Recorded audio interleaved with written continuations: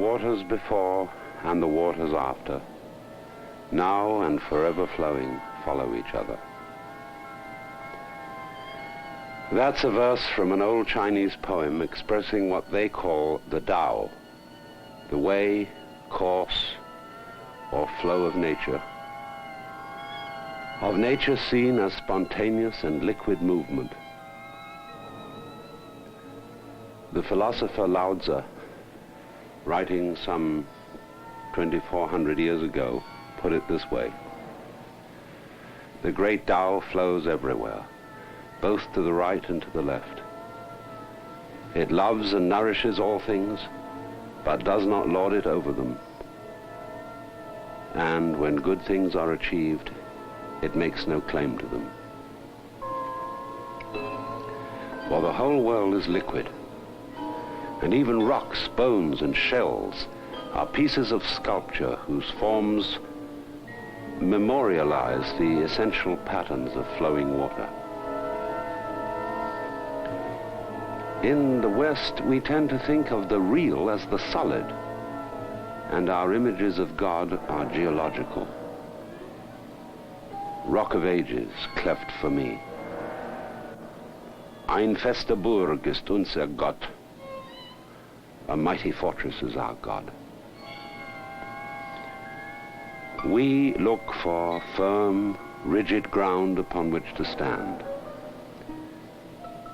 Yet, as one of our own poets says, the hills are shadows, and they flow from form to form, and nothing stands. There is no firm ground. We live on a ball, floating and falling in space. The very liveliness of life and death, for the two are inseparable, is change. And this movement, this energy, cannot be captured or pinned down. Water taken from a stream in a bucket no longer streams. And wind caught in a box is dead air, no longer blowing.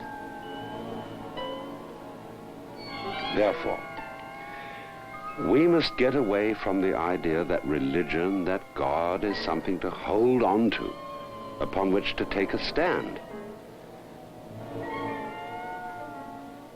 In a liquid universe, the art of life is like swimming, and one does not swim by clutching the water or trying to stand upon it.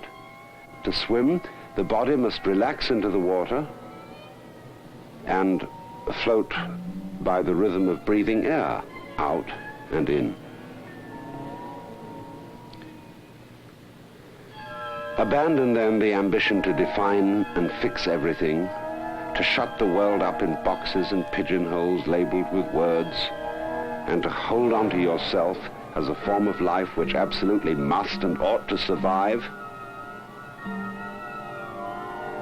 Go with the water. Go with the flow of things.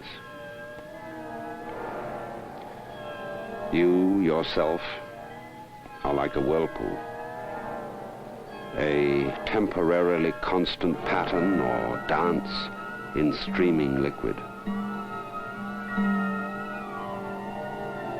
In the hypnotic illusions created by speech, we say that there is such a thing as a flame on the top of a candle. But a flame is actually a stream of hot gas. And ourselves and our bodies are just the same kind of thing. Thing? I should rather say event, action, or process. And the real fundamental you is not so much the whirlpool as the whole river, which is simultaneously source, stream, estuary, ocean, clouds, and rain. Flow, go with it, then. And do not resist time, change, and death. For the only real problematic form of death is rigidity and resistance to change.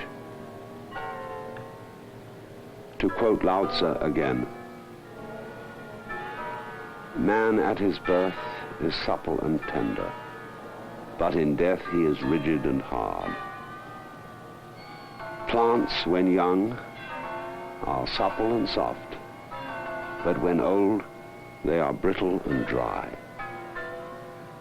Thus, suppleness and tenderness are the marks of life, whereas rigidity and hardness are the marks of death.